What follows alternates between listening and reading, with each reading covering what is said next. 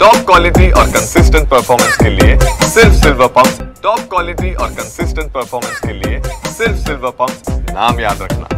केंद्राच्या ग्रामविकास मंत्रालयानुसार ते गाईडलाईन्स जे 2022 चे गाईडलाईन्स आहेत त्याप्रमाणे केंद्राच्या ज्या योजना असतात त्याच्यामध्ये घरकुल योजना पण येते. त्यांच्याबद्दल अध्यक्ष म्हणून आणि संसदीय सदस्य, खासदार म्हणून मी एक दिशा समितीची आढावा बैठक घेतली.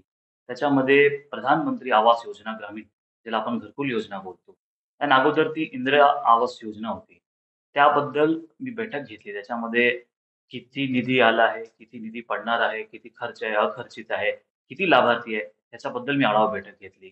आणि असे मला आढळून आलं, की अनेक लोकप्रतिनिधींनी, सामान्य लोकांनी तक्रारी दिली होती, की त्याच्यामध्ये डबलदा नाव येत आहे. काही यांच्यामध्ये पैसे घेतले जात आहे, एजंट्स आहे. तर असं असताना मी असे आदेश दिले, की संबंधित डिपार्टमेंटने आणि अधिकाऱ्यांनी त्यांच्यावर कठोर कारवाई करण्यात यावी. प्लस शिक्षा पण बसावी.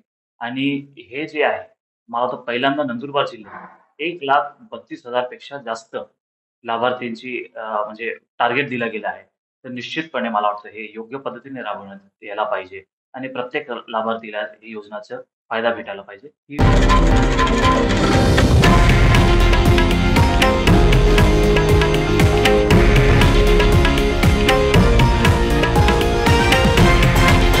हे आहे देशातील नंबर 1 न्यूज नेटवर्क आणि आपण पाहत आहात TV9 मराठी, एकमेव.